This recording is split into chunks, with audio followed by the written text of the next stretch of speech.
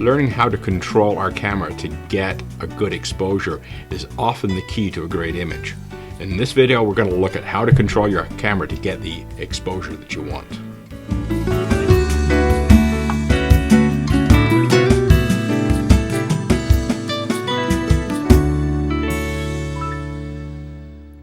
Hi, Peter Charles here of Hooked for Life Photography. And in my previous video, we looked at aperture, shutter speed, ISO. And we talked about how we can go up a stop or down a stop, which effectively halves or doubles the light going into the lens, hitting the sensor. Now, I didn't talk about metering, and I'll discuss it in greater detail in another video. But every camera has a light meter in it. And sometimes they're very simple, sometimes they're very sophisticated, and they have lots of bells and whistles, but they all do basically the same thing.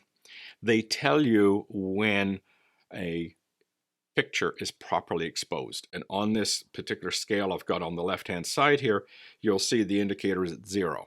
That says it is properly exposed for the camera. The card in front of me is properly exposed from the meter in the camera. Now, is that always the right exposure for a subject? No, we'll cover that in another video.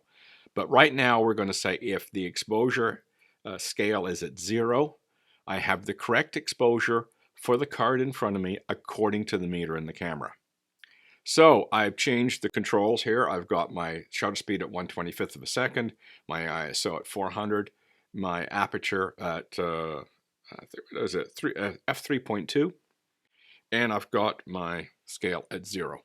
Bingo, I'm good to go. I've now, I can take a picture and everything's great. However, I can make changes here and we'll change things quite a bit. I'm going to crank the ISO right up. I'll crank my aperture, change my aperture and my shutter speed. So I've completely changed everything. My ISO is higher, my shutter speed is faster, my aperture is smaller. Look, the scale, I'm still at 0. So some went up, some went down, halved or doubled. So you can see the linkage now. All of these three things, ISO, aperture, shutter speed, when I'm talking about a stop, which is going up either doubling or halving the light, if I have the light with one and double the light with the other, I end up at the same spot. So go up to 3200 and 1/500th, I'm back at 0. Drop down to 800, drop down to f2, and back at 0. So the exposure for all of those settings is the same. You can see if I put my aperture to f4, I'm now 2 stops underexposed according to the meter, and the card is much darker. I'll set that back to 0, and now I'll increase my shutter speed 2 stops, and you can see I'm at -2, and the card is a lot darker. Let's say I go up 2 stops. Now I'm 2 stops overexposed, and the card is much brighter. So you can change one of these things and make the subject brighter or darker. And make it very bright. Bring it back to 0. Or I can change 2 things and get different effects. So I can have motion blur or no motion blur, a grainy image or image without grain. An image where lots of the subject is in focus or very little of the subject is in focus.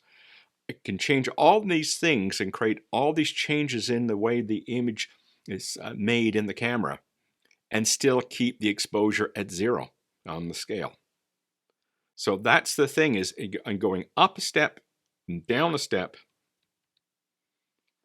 with one and up with the other. So I went up with ISO, down with shutter speed, or faster, I should say. I'll halve the light coming in by going to a faster shutter speed, ended up at 0 again. All of these are linked, and that's the point of this video. All of them are linked. You've got one stop, which is a halving or a doubling. So you have one and double the other, you end up in the same place. And this is at the heart of how photographers are able to make judgments about what they want to emphasize in the image. As I said about motion blur with a violin bow, do you want it you want it hand blurred, or you want the hand frozen? That's going to be controlled by your shutter speed. If you want just the hands in focus, or you want the hands and the face in focus, that's controlled by the aperture. Do you want the best quality image you can get, or you're okay with some grain, some noise, some speckling in the image? If you're turning it to black and white, that may be really cool. You can control that with the ISO. So there are so many things you can control and still end up at 0 on that scale, just by going up with one and down with the other. That is the heart of exposure and managing exposures of our camera, to realize that everything is doubling or halving. And you can move in thirds of a stop in between if you want a fine adjustment. And when you've got a little point and shoot camera like this, it's doing exactly the same thing, except when you put it on automatic, it's doing it for you. But with your phone, still doing the same thing. So that's basically it.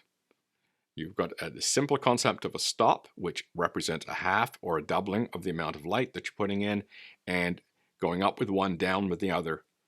And you can end up at the same exposure value, but you have different effects in the photo. And there is where the creativity starts in photography, the ability to be able to manage these things to get the effect you want.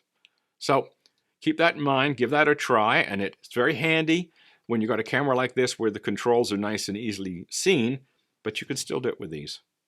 This little camera will still do this job. So if this is all you have, you can still do exactly the same thing by putting it on manual and exercising these controls yourself instead of letting the camera do it for you. So give that a try. Cheers.